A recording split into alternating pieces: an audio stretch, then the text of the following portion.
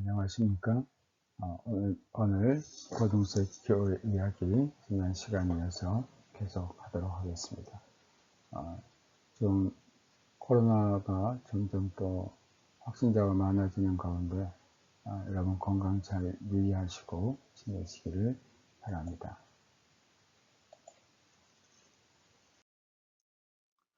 오늘은 게르만의 그리스도교와 또 그리스도교의 게르만화에 대해서 말씀드리겠습니다. 앵글로 색슨족에 대한 선교, 지난주에 이어서 게르만의 그리스도교화와 또 그리스도교의 게르만화 계속하는 가운데 앵글로 색슨족에 대한 선교를 말씀드립니다. 두 가지 영향이 여기에서 중요한데 아일랜드, 또 스코틀랜드의 선교와 로마의 선교입니다. 영국 섬들에서 독자적인 가톨릭 그리스도교가 발전했습니다. 아일랜드 수도사 교회는 4세기 이래로 매우 경건한 엄격한 경건을 유지하고 또 교직 제도 없이 로마로부터 독립적이었습니다. 또 다른 방식의 부활절 계산법을 가지고 있고 다른 종류의 달력, 특별히 엄격한 훈련, 또 참회 양식, 그리고 그리스 교회로부터 넘겨받은 사적 고해는 이 교회의 경건성을 잘 보여줍니다. 이 사적 고해라는 것은 자신이 지은 죄에 대해서 공동체 앞에서 자신의 죄를 고백하는 것이 아니고 한 사람에게, 그러니까 한 성직자에게 자신의 죄를 고백하는 그러한 제도로서 이러한 그 사적 고해 제도가 후에 서방교회의 일반적인 목회 방식에 도입이 되는 겁니다. 이런 그 사적 고해 방식은 동방교회, 특히 그리스도교회의 수도원에서 출발이 되었습니다. 그리스도에 의한 여행이라는 말에서부터 저들의 생동감 있는 선교 사역이 잘 드러나고 있습니다. 요한 그레고리 1세는 7세기 앵글로 색슨의 선교에서 추가적인 큰 역할을 감당했습니다. 그가 제공한 동기들은 영국의 섬들의 교회 조직화가 강하게 이루어지도록 하였습니다. 664년 휘트비 교회 회의 이래로 로마 교회는 아일랜드 교회의 영향력을 행사하기 시작했고 이때 로마 교회식의 부활절을 지키게 됩니다. 아일랜드 수도사 교회의 내적인 경건과 로마 교회의 강한 조직력을 결합한 것은 8세기 앵글로 색슨의 그리스도교를 주도한 보니파티우스 선교사입니다. 수도사 존자 베다는 초기 영국 그리스도교의 중요한 자료가 되는 그의 저서 앵글로족의 교회사 히스토리아 에클레시아스티카 겐티스 앙겔로름을 통해서 앵글로 색슨 그리스도교의 문화와 정신적인 삶을 증거했습니다. 게르만 선교 시대 가운데 교회 상황의 변천. 승리한 게르만족은 자기들의 삶의 양식을 근본적으로 바꾸거나 적어도 깊이 영향받고서야 정복민의 종교를 수용하려고 했습니다. 게르만의 통치 영역 안으로 그리고 새로운 사회적 상황 속으로 교회가 들어옵니다. 게르만족은 농부이거나 지주였지 도시민은 아니었습니다. 그 결과 도시에서 농촌으로 교회적인 중심이 이동이 됩니다. 여기에서 한 특징은 이전까지 로마 제국은 도시 중심의 국가라고 할 수 있겠습니다. 그러나 게르만은 주된 산업이 농업이었고 이들이 주된 거주지가 바로 농촌이었기 때문에 그 결과 교회의 중심이 이제 도시에서 농촌으로 이동이 되는 겁니다. 중세 초기 교회는 이미 대영주가 되었으며 사회의 장원 구조에 적응을 했습니다. 그리하여 교회가 귀족교회가 됩니다. 교회의 높은지 특히 감독직들은 귀족들이 차지하였고 낮은 직분들은 비귀족에게 돌아갔습니다. 이로써 성직자 계급의 사회적 이분화가 등장합니다. 성직자의 높은 그런 성직자들은 귀족이 차지하고 낮은 그런 성직자는 평민들이 돌아가는 그런 구조를 갖게 됩니다. 이런 사회적 변화는 소위 게르만 독자적 교회상의 설립과 연계가 되어 있습니다. 귀족 영주들은 교회를 세우고 성직자를 자기가 임명을 했습니다. 영주는 교회와 교회에서 사역하는 자들을 마치 자기 소유처럼 다루었습니다. 이로써 감독이 지역 목회자에게 영향을 행사하던 것이 퇴보합니다. 이것은 과거의 로마 제국 시대의 교회와는 전혀 다른 모습입니다. 즉, 감독이 성직자를 안수하고 또 감독이 성직자를 파송하는 그러한 전통적인 로마 교회의 제도가 이제는 바뀌어서 힘이 있는 지방의 영주가 자기가 교회를 세우고 또 그 교회에 해당하는 성직자를 평신도인 영주가 임명하는 그런 일이 일어나게 됩니다. 감독자 역시 곧 프랑크 왕들의 소속 교회가 되었습니다.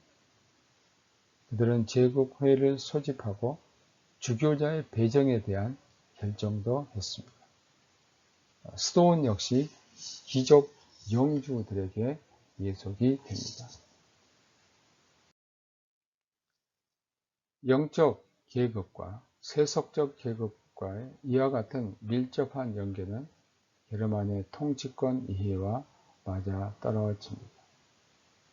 게르만 지역교회에서 이와 같은 발전은 로마 가톨릭 교회 교황청의 반발이라는 긴장 관계와 대면하게 됩니다. 여러분 생각해 보십시오. 사실 교회는 서방 가톨릭 교회는 로마의 총대주교, 즉 교황이 지배하는 교회 구조였는데 이게 게르만이 지배함으로써 깨뜨려지게 됩니다. 게르만 지역 교회에서는 그곳의 영주가 사실은 성직자를 임명하고 또 그 교회를 장악하는 교회의 교황을 중심으로 한 로마 교회의 총대주교인 교황을 중심으로 한 이런 교회의 구조가 깨뜨려지게 되므로 교황청이 반발하게 됩니다. 중세 융성기에 황제와 교황 사이에 벌어질 거대한 투쟁이 준비된 것입니다. 이것을 서인권 논쟁이라고 하는데 서인권 논쟁이라는 것은 누가 감독 또는 주교라고도 할 수 있죠. 누가 로마 교회의 주교를 임명할 그러한 권한이 있는가였습니다. 결국 이것은 중세의 세속의 통치권과 로마의 교황과의 갈등의 씨앗이 됐고 이러한 논쟁이 일어나게 된 것입니다. 경건과 신학 영역에서 변천입니다.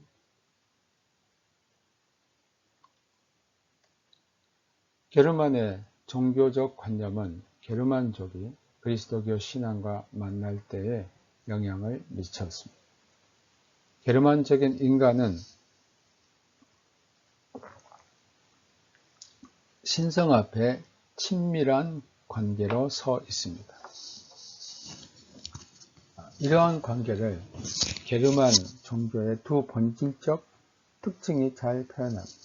첫째로, 게르만족은 신성과의 관계 속에서 자신의 자아의식을 보존합니다. 신성과의 연계를 통하여 자기의 인간됨을 완성합니다. 두 번째는 무엇보다도 인간의 예배와 신의 도움 사이의 일치에 관한 문제입니다. 이 관계는 상호성에 기인합니다. 만일 신의 도움이 없다면 그 실망도 거대해질 수밖에 없습니다.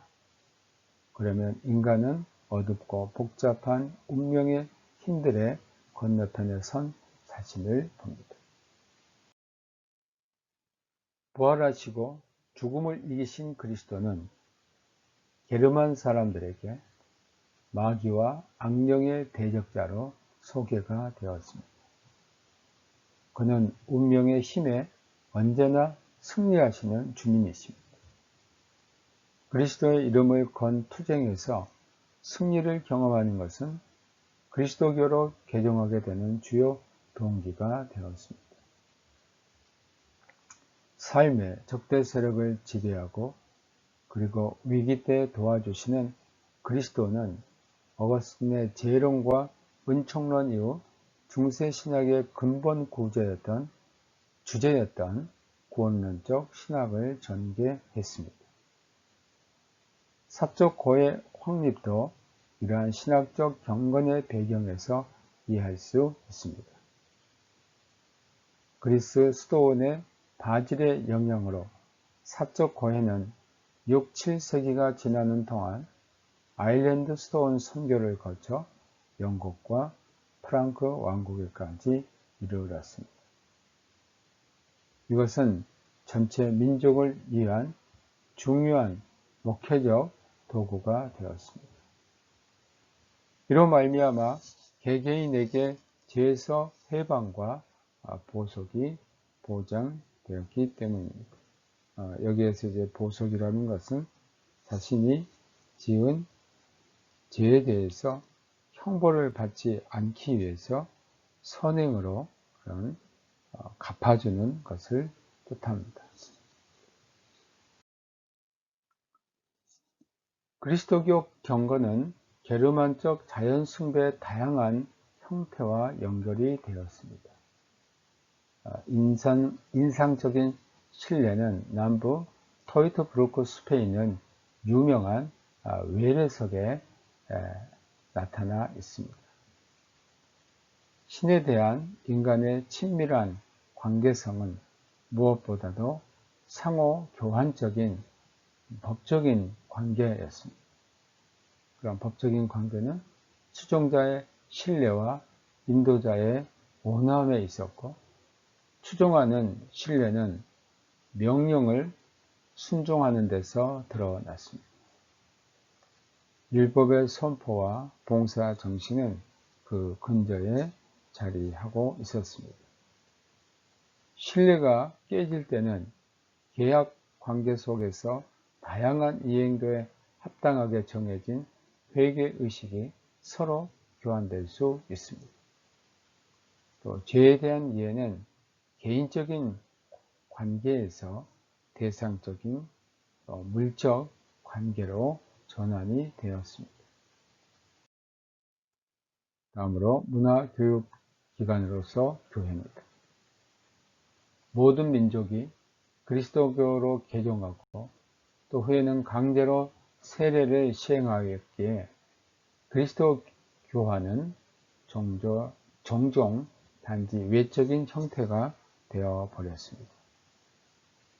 선교 사역은 대개 세례 시행 후에 시작이 되었습니다. 게르만 선교 시기의 교회는 역시 라틴적인 기구로 머물러 있었습니다.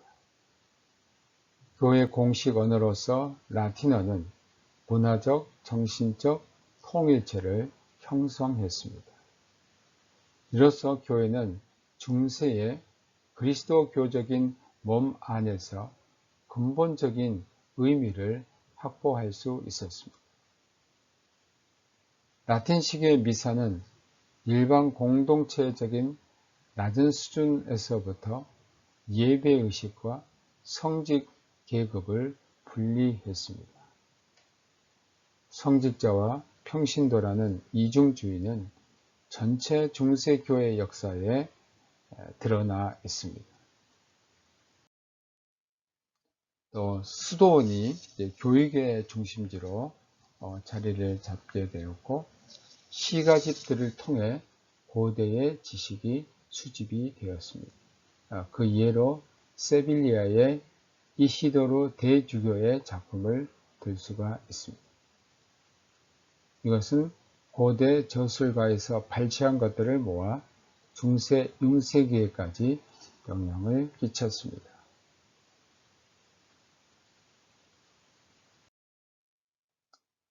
프랑크 왕국 선교사로서 그리고 조직자로서 보니 파티우스입니다. 8세기 초 앵글로색슨과 로마 사이에는 밀접한 연계가 이루어지는데 앵글로색슨의 그리스도 교회에서 강력한 베드로 숭배가 특별한 역할을 했습니다. 이것은 보니 파티우스에게서 분명해졌습니다. 앵글로색슨의 수도사 윈프리드는 보니 파티우스라고 불렸는데 716년부터 대륙에서는 선교사로, 특히 선교지에서는 교회 조직자로 영향을 끼쳤습니다. 7세기 이후 카롤링 왕조가 프랑크 왕국에서 정치적인 세력을 잡게 됩니다. 칼 마르텔은 732년 아랍을 완전히 점령하게 됩니다. 칼 마르텔은 아랍 이슬람의 세력이 스페인에서 이제 프랑크 왕국을 향해서 공격할 때 그것을 완전히 막은 사람으로 더 이상 서유럽의 프랑크 왕국의 이슬람 세력이 진출하는 것을 차단한 사람입니다. 그리스도교는 이제 프랑크 왕국 안에 확고히 발붙일 수 있었습니다. 보니파티우스의 활동 이전에 중요한 것은 아일랜드 수도원 운동입니다. 독일의 뷰리츠부르크에서는 킬리안, 또 레겐스부르크에서는 엠머람, 프라이징 수도원의 창설자인 코르비니아, 알레만 쪽에게는 콜룸반과 성 갈렌의 창설자인 갈로스가 영향을 끼쳤습니다. 아일랜드, 스코틀랜드 수도사의 영향은 그 조직보다는 경건성에 더 큰 의의가 있습니다. 이와는 반대로 보니파티우스는 단순한 선교사만은 아니었습니다. 그는 교회 조직가로 다음 두 가지가 그의 영향을 끼친 것입니다. 첫째는 로마 그리고 교황권과 밀접한 연계를 갖게 했습니다. 두 번째는 고대 문화와 그리스도교 경건과 연결을 했습니다. 이로써 카롤링 르네상스와 칼 대제의 영향력을 위한 전제 조건들을 창조합니다. 프리젠 선교 실패 후에 교황 그레고리 2세는 보니파티우스에게 게르만족에 대한 선교 사명을 주었습니다.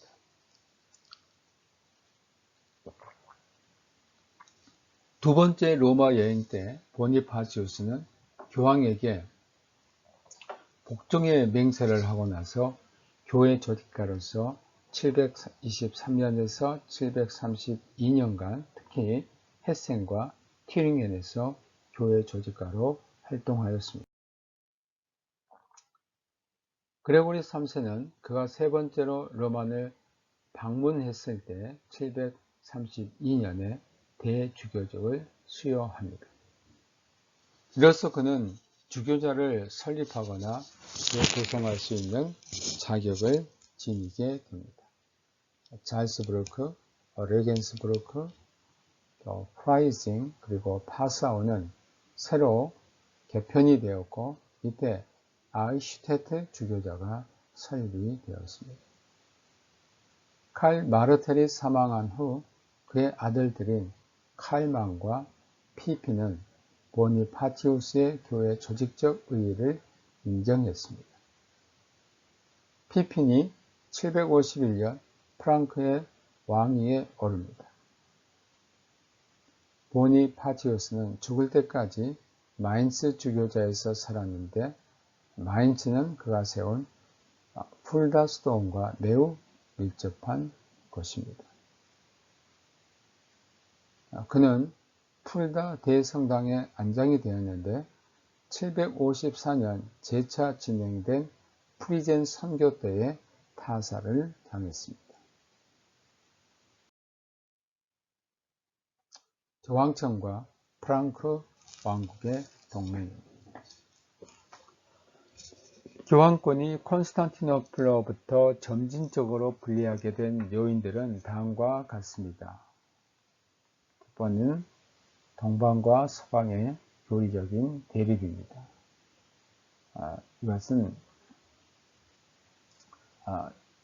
기독론 논쟁에서 두 교리가 매우 대립하고 있었습니다. 두 번째는 로마에 대한 동방 황제들의 정책입니다. 셋째는 제국 전체 교회 주도권을 둘러싼 동로마 총대 주교자들과의 경쟁에 있습니다. 그리고 이탈리아에서 비장틴의 통치권의 상실에 있었습니다. 이게 결국은 이제 교황청이 비잔틴 황제와 관계를 가졌는데 거기에서 이제 관계를 청산하고 프랑크 왕국의 왕과 밀접한 관계를 갖게 됩니다. 754년 교황 스테판 2세와 피핀 사이에는 중요한 동맹이 체결되는데 이것을 소위 피에르지 협정이라고 합니다. 그 내용을 보면 첫째, 교황은 피핀을 로마의 수호자로 인정해 줍니다. 이것은 프랑크의 피핀이 랑고바르드에 대항한 파트리쿠스 로마노rum이라는 겁니다. 로마의 수호자다. 랑고바르드 쪽의 그런 위협으로부터 교황을 보호해주는 사람이다. 둘째, 교황은 제한된 이탈리아의 지역을 소유하고 이탈리아의 주인이 되는 겁니다. 소위 피핀의 정의와 더불어 교회 국가의 근거가 마련됩니다. 이탈리아 그 영토의 일부분을 교황에게 양도하고 교황이 그 영토의 주인이 됩니다. 그러면 그 지역은 누가 다스리는가? 교황이 다스리면 교회 국가가 탄생하는 근거가 되었습니다. 셋째, 왕은 왕의 권위로서 교황의 기름 부음을 받는 겁니다. 이로써 프랑크 왕가는 새로운 성례전적 정통성을 받게 되었습니다. 로마와 프랑크 왕 피핀 사이에 이러한 계약은 다가올 중세 전체 역사에 신기원을 열었습니다. 교황은 교회 국가 키르켄슈타트의 수장으로서 세속 권력으로부터 독립성을 부여받습니다. 그러니까 이 일정한 영토에서는 교황이 그 국가의 왕이 됨으로써 세속 권력이 그 교황이 다스리는 지역을 간섭할 수 없는 국가로 보장을 받게 됩니다. 중세 교황청의 부흥은 여기에서부터 진행되었던 것입니다. 또 왕권 역시 중세 전 기간 동안 교회의 특별한 축복을 받았던 것입니다. 이 기간에 또 다른 증여가 이루어집니다. 소위 콘스탄틴의 증여라는 겁니다. 도나치오 콘스탄틴이라는 그러한 문서입니다. 이 문서에 따르면 콘스탄틴 황제는 당시의 교황에게 여러 가지 교회적 권위와 특권을 수여하였으며 심지어 전 서로마 제국을 교황에게 양도했다는 겁니다. 주었다는 겁니다. 이로써 교황의 세속 통치권이 성립되었다는 주장입니다. 인문주의 시대에 이 교황청 문서는 이조임이 드러났습니다. 라우렌치우스 발라라는 학자가 이것은 이조된 거다라고 교황청이 이조한 거라고 밝혔습니다. 다음으로 초중기 중세 교황권과 황제권에 대해서 말씀을 드립니다. 전체적인 내용을 보면 중세 역사에는 칼 대제 통치 시기가 중요한 의미를 지니고 있습니다. 제국과 교회는 중세 후기에는 더 이상 반복할 수 없을 만큼 긴밀한 통일체로 함께 성장했습니다. 칼 대제는 스스로를 하나님에 대하여 책임적인 존재로 여겼습니다. 그는 자신을 그리스도교권의 실제적인 주인으로 이해했습니다. 어떤 비잔틴 황제나 교황도 그와 같은 위치에 있을 수 없었습니다.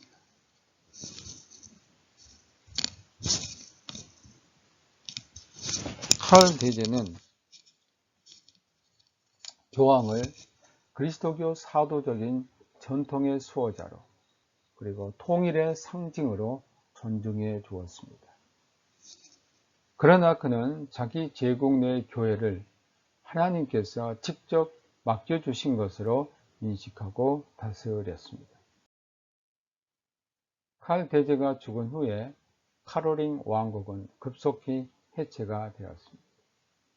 칼 대제의 아들 경건왕 루드빗이 그리고 그 아들들은 중앙 권력을 더 이상 유지할 수 없었습니다.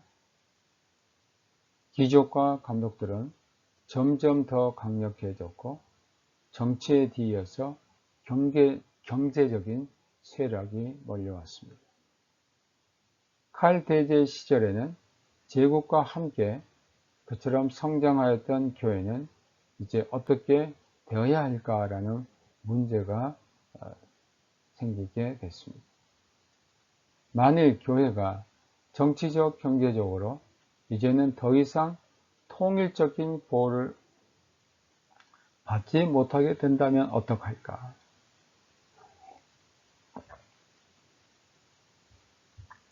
외적으로는 제국이 와야 되는 이 기간에 교회의 자부심은 성장하였고 서프랑크 교회 지도적인 감독들 사이에서는 이 자부심이 엄청난 계층적인 흐름으로 발전하였습니다. 900년경 프랑크 왕국의 동부에서 중세 일반 역사와 교회사의 정점을 이끌어내는 변화가 중세 융성기 약 900년부터 1300년 시대를 열었습니다. 칼 대제 이후 왕권의 약화는 공장령들의 강세로 가시화가 됩니다. 그러니까 각 지역의 그 귀족 제후들이 힘을 얻게 됩니다. 작센에서는 왕권을 세우려는 시도를 했고 그 원리는 왕을 선출하는 것입니다. 이로써 왕국 분할을 막을 수 있었습니다. 특별한 의의를 지닌 것은 오토 대제의 통치기간, 특히 그의 국내 통치에 있었습니다. 지역적인 세력들과 투쟁 가운데 오토는 교회에 의지를 했고, 오토 시대부터 황제권은 11세기 중반에 이르기까지 교황권 위에 군림할 수 있었습니다. 그러나 교황권을 도덕적으로 축여 올리고 촉진시키려는 그의 노력은 거대한 적대자가 등장하는 데 크게 도움을 준 셈입니다. 바로 이 거대한 독재자는 교황권이었습니다. 적대자는 교황이었습니다. 교황권의 성장은 10세기 부르군디의 콜로니 스톤에서 시작된 스톤 개혁운동과 밀접히 연관이 있습니다. 교황 레오 9세와 그레고리 7세 때의 교황청은 황제권에 대하여 점차로 그 비중을 높여가고 있었는데, 이것은 서임권 논쟁에서 더욱더 분명해졌습니다. 11세기 후반인 그레고리 7세의 시대는 교회의 권력 확장에서나 삶의 실천적인 전 영역에 대해서나 교회의 영향이 최고조에 달한 시기였습니다. 중세사를 본질적으로 규정짓는 그런 특징적인 현상이 11세기 말 십자군 운동으로 나타났는데, 이것은 급성장하는 교회적 자아의식의 중요한 근거가 되는 것입니다. 바바로사라고 불리는 슈타우퍼 가문의 프리드리히 1세와 함께 제국은 새롭게 성장하기 시작합니다. 정치적인 세력들은 좀처럼 쉽게 교황교회 중심으로 통치되도록 허락하지 않았습니다. 프리드리히는 의식적으로 로마 황제 시대로 복귀를 시도했습니다.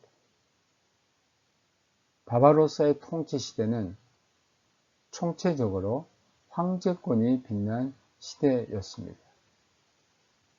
특히 곧 뒤이은 그의 아들 하인리히 4세의 통치도 그러하였습니다.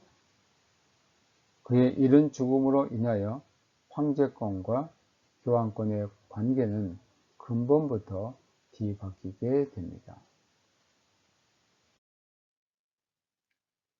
교황 이네선트 3세와 함께 교황권은 그 세력의 최고봉에 도달했습니다. 교황은 이 시대에 정말로 유럽 정치 중심에 자리 잡고 있었습니다. 교황권과 황제권 사이의 거대한 투쟁은 교황권 쪽으로 기울이고 말았습니다. 그러나 이것은 단지 전환이 시작되려는 봉우리에 불과했습니다. 다시 말하면 곧 이어 하강과 추락이 뒤따랐다는 뜻입니다. 주요 항목으로 첫 번째는 칼 대제 통치하에 프랑크 왕국입니다. 칼 대제는 프랑크 왕국을 유럽의 대제국으로 서양 중세 시대에 있었던 가장 큰 통치권으로 만든 사람입니다. 이 제국에는 프랑스와 중부 독일 외에도 상부와 중부 이탈리아, 스페인의 큰 부분이 속해 있습니다. 바이에른, 케른텐, 그리고 작센의 넓은 지역도 프랑크 왕국에 편입이 되었습니다. 또한 프리젠의 이방 민족과 작센 그리고 동부, 중부 유럽의 슬라브족 심지어 아바르도 칼 대제에 의하여 무력으로 그리스도 교권에 편입이 되었습니다. 칼 대제 침략 정책의 목표는 통치 영역의 확장과 피정복 민족에 대한 선교였습니다. 무력 선교는 칼 대제 시대에는 허용되어진 것, 아니 명령되어진 것이라 할 수 있습니다. 이것은 중세 십자군 개념을 준비하는 새로운 발견이었습니다. 칼 대제의 침략 정책은 그의 우주적인 통치 사상에서부터 이해되어야 마땅합니다. 그는 자신을 하나님에 대하여 책임의식을 가진 신정 통치 왕으로 이해했습니다. 그는 자신을 교회의 수요자요, 판관이다, Defensor et Rector Ecclesiae로 여겼습니다. 이런 의식의 배후에는 어거스틴의 신의 도성으로부터 얻은 생각이 자리 잡고 있습니다.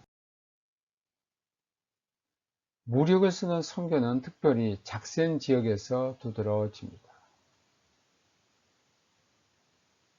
이 게르만족은 그 독자성을 가장 오래 유지했는데 그리스도교의 확장에 대해서도 스스로를 잘 방어했습니다.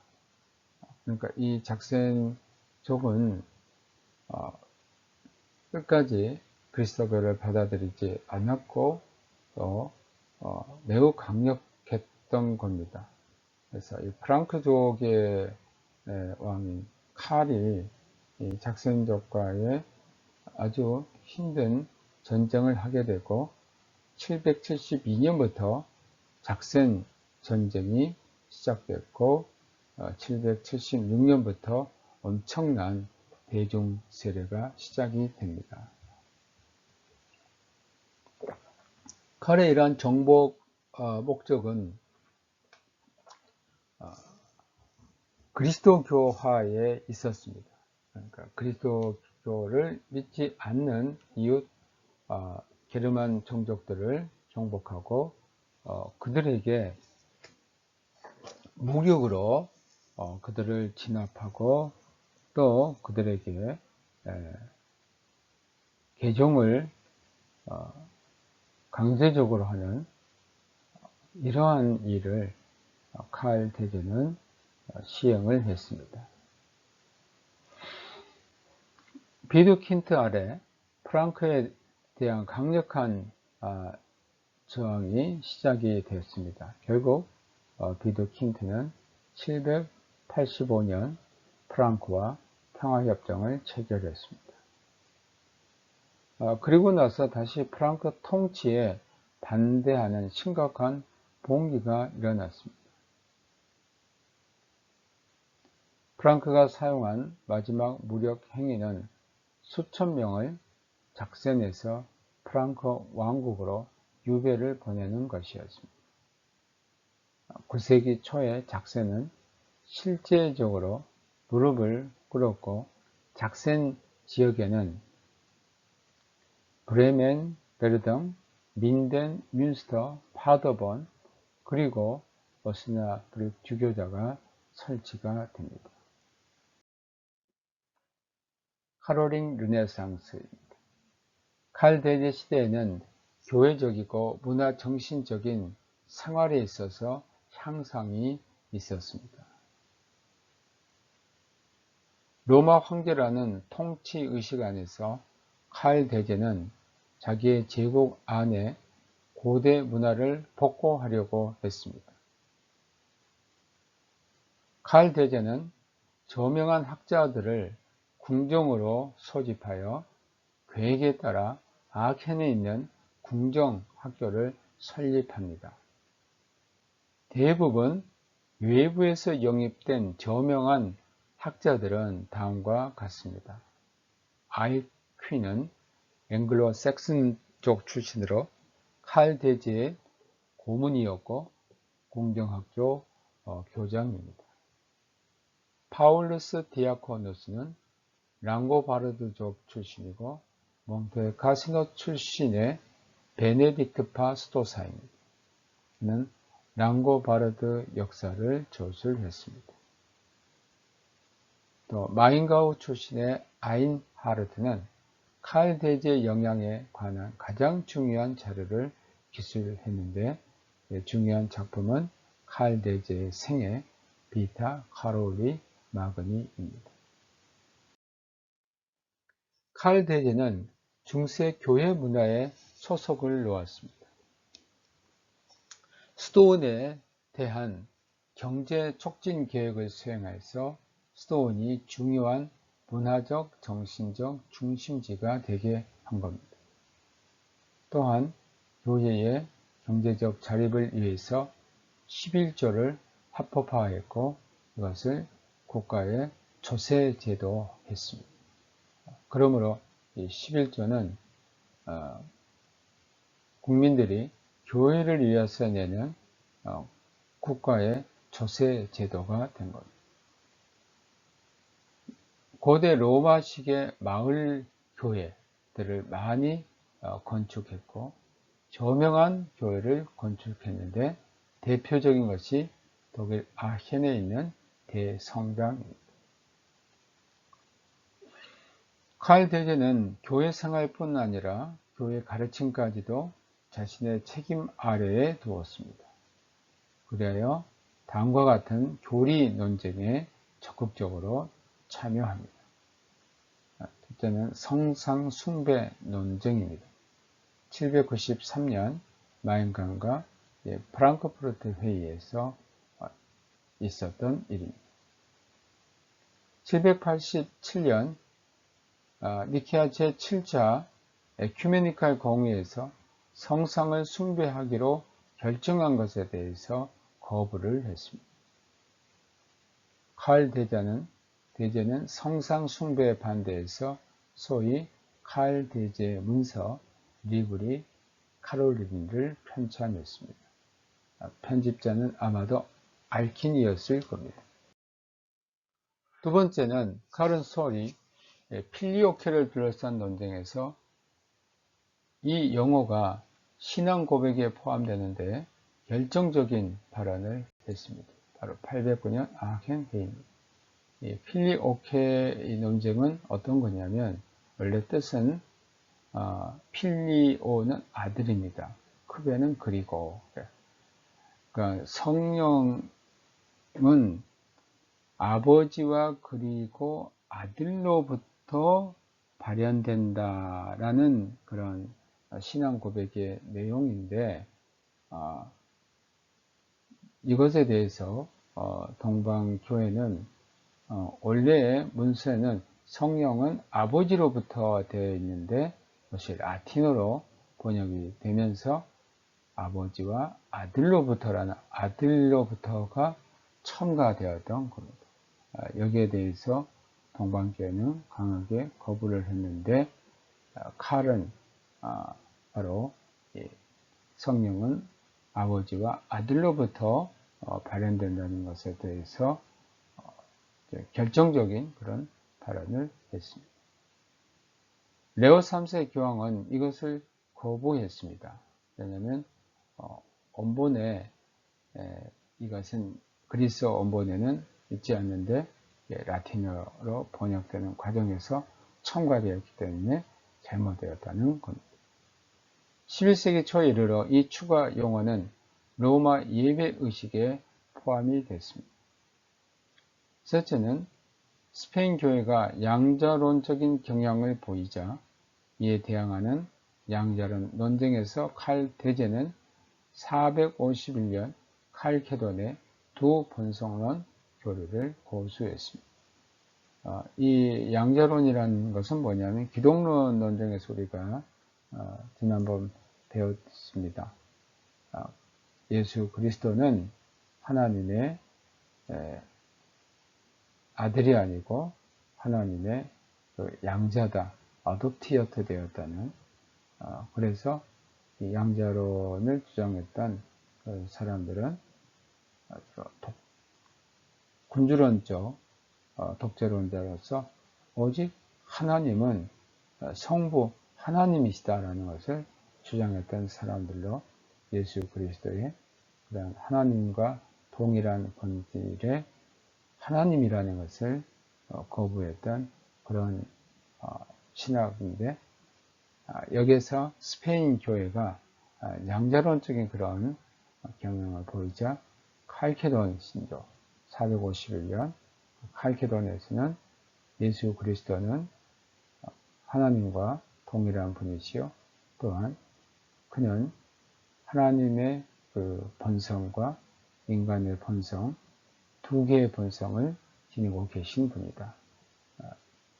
위격을 지니신, 하나님의 위격을 지니신 분이시지만 본성에 있어서는 신성과 인성을 갖고 있다는 451년 제4차 에큐메니칼 공의회의 이러한 신앙을 고수했습니다. 이런 걸 볼 때 전통주의가 이 시대의 표상이었음을 알 수 있습니다. 800년 성탄절 때 레오 3세 교황은 로마에서 진행한 칼 대제 대관식에서 그의 영향력은 절정을 이룹니다. 이 사건은 연구가들 사이에 언제나 다시 논쟁이 되었는데 오늘날 이에 대해 일치된 견해가 나왔습니다. 그것은 칼 대제가 스스로 황제가 되려고 애썼다는 것입니다. 사실 당시 유럽에서는, 지중해 세계에서는 한 명의 황제, 비잔틴의 황제인데 서쪽에서 또 한 명의 황제가 탄생한 겁니다. 그게 바로 칼 대제입니다. 칼의 대관식과 함께 황제의 권한은 오래전 설립된 교황권 곁에 다시금 소생하게 되었습니다.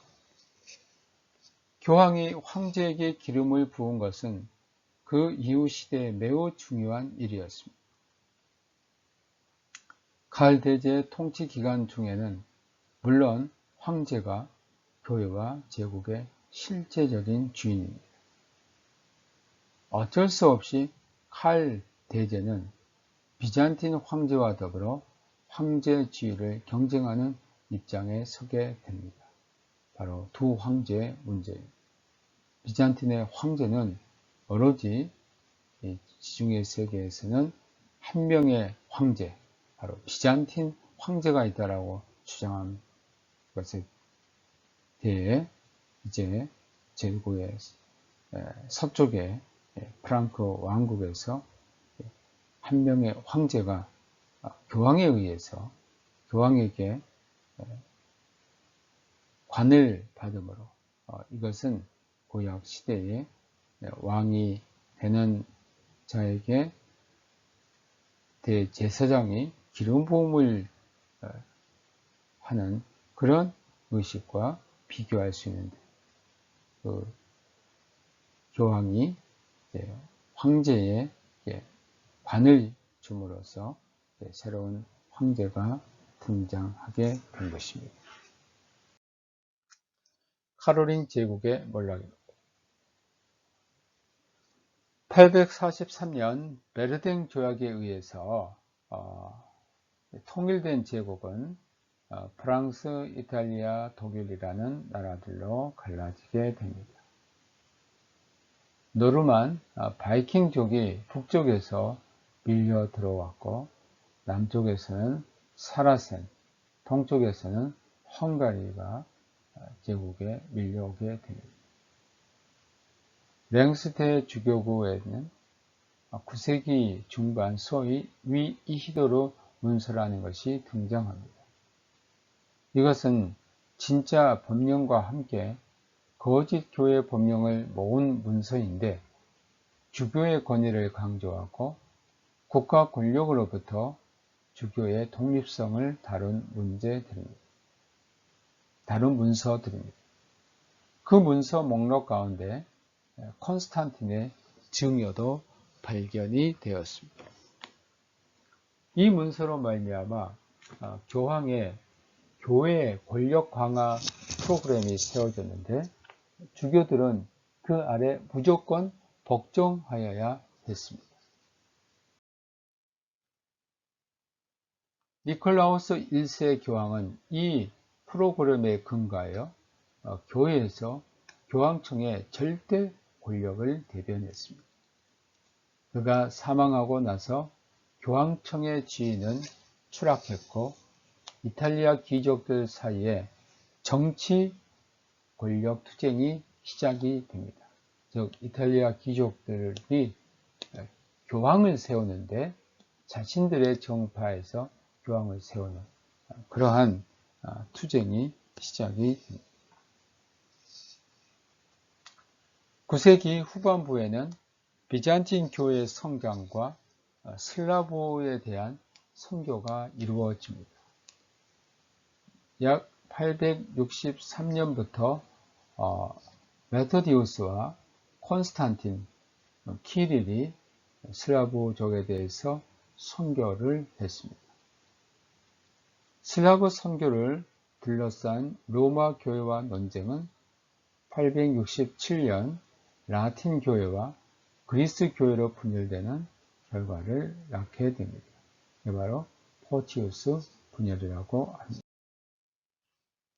서방 교회는 북쪽에서 최소의 선교적인 성공을 거두었습니다. 안스가는 스칸디나비아 북방의 사도가 되었고 831년 북부 독일에 있는 함부르크의 대주교자가 설립이 됩니다.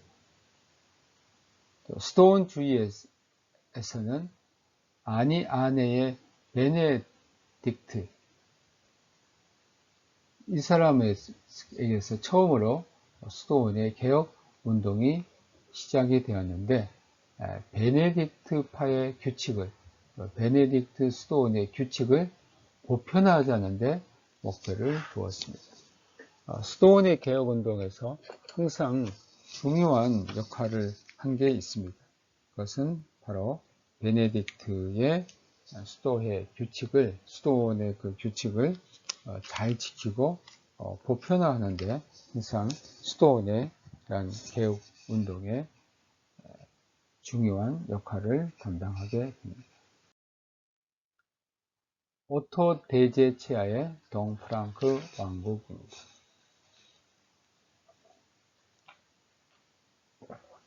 하인리히 1세로부터 소위 오토 시대가 시작이 됩니다. 그 하인리히 1세 아들 오토 1세는 936년부터 972년까지 지휘했습니다. 카롤링 왕국의 몰락 이후 동프랑크 왕국이라는 새로운 정치적 중앙 권력을 세웠습니다. 칼 대제 시대와 마찬가지로 오토에게서도 정치적인 침공과 선교가 계속 진행이 됩니다. 그의 통치 아래에서 엘베 국경이 무너졌고 또 동쪽으로의 침략과 선교가 시작이 됩니다. 네우펠트 전투는 두 세대에 걸친 헝가리의 침입을 물리쳤습니다. 막데부르크 대주교자의 설립과 구성은 동쪽에 대한 선교 중심지를 건설케 했습니다.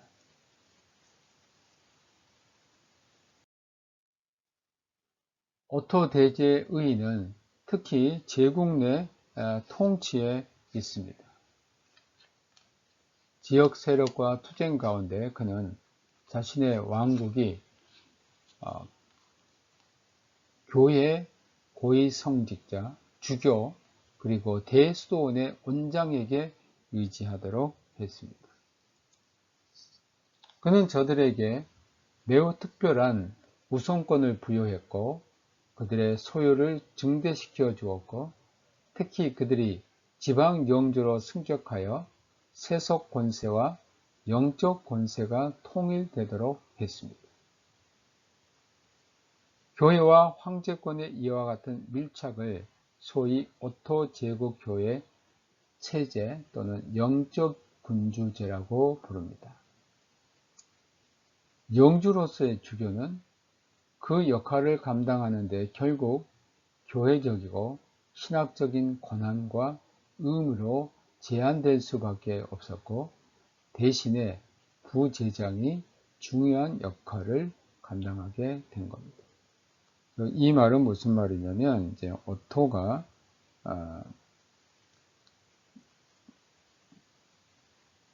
자기 자신이 성직자라는 그 주교를 임명하는데, 각 지역에 그러한 용주를 무엇으로 임명해 주냐면 그 지역의 주교로 임명해 줍니다. 그러니까 그 주교는 두 가지 이제 일을 감당하게 됩니다. 하나는 세속의 군주로서 다스리는 거고, 또 하나는 영적인 면에서는 그 지역의 주교로서 다스리게 됩니다. 그러니까 결국은 영주가 주교 역할도 하고 세속의 영주 역할을 하는데, 그렇다면 두 가지 역할을 감당하는데 상당히 힘이 들겠죠. 그래서 부제장이라는 아키디아콘이라는 사람을 세워서 신학적인 권한, 또 의무 이런 것들을 감당하게 했던 것입니다. 오토는 교회를 자기가 다스리는 지방교회로 이해했습니다. 그러니까 오토는 자기가 다스리는 이 영토에서는 자기 교회입니다. 그리고 거기에서 왕이 스스로 주교자와 수도원의 소유자가 됩니다. 그러니까 자기가 주교니까 그 아래에 있는 성직자를 임명할 수 있다는 것. 주교들과 수도원장들로부터 충성 서약을 받았고, 주교직 서임의 표시로 주교 지팡이를 하사했습니다. 사실 이것은 교회 법으로 보면 어긋나는 것이죠. 왜냐하면 주교를 임명할 수 있는 권한은 로마의 교황이 갖고 있는데, 그것을 이제 왕이 올권 행위를 한 겁니다. 이로써 중세시대에 황제와 교황 사이의 투쟁에서 생겨난 그 문제점이 발생한 겁니다. 즉, 세속 군주가 영적 직분을 수여할 수 있는가? 소인권 논쟁입니다. 아무리 왕이라 할지라도, 황제라 할지라도 자신이 직접 주교를 임명하고 수도원장을 임명하고 성직자를 임명할 수 있는가? 이것은 로마 교황으로부터 굉장히 불쾌한 일이었던 것이죠. 오토 대제는 영적인 권위와 성례전적인 소명의식이 투철했습니다. 그는 스스로를 평신도로 생각하지 않았습니다. 자신이 로마 교회에서 볼 때는 왕은 분명히 평신도인데, 교회 안에서는 평신도인데, 오토는 그렇게 생각하지 않고 평신도가 아니고 자신을 성직자와 백성 사이의 중재자로 여겼던 것입니다. 962년 2월 2일 오토는 로마의 베드로 대성당에서 교황 요한 12세의 손으로 칼 대제의 왕관을 수여받습니다. 오토의 대관식은 중세 역사의 의미심장한 기록이었습니다. 이로써 제국이 새로이 탄생하였고, 동시에 교황제가 다시 자리를 잡았기 때문입니다. 지난번 우리가 칼 대제가 교황 레오 3세로부터 대관식을 황제의 관을 수여받은 것을 우리가 보았는데, 이제 또다시 이런 일이 제국에서 이제 로마 베드로 성당에서 교황 요한 12세가 칼 대제가 썼던 그 왕관을 오토에게 수여한 겁니다.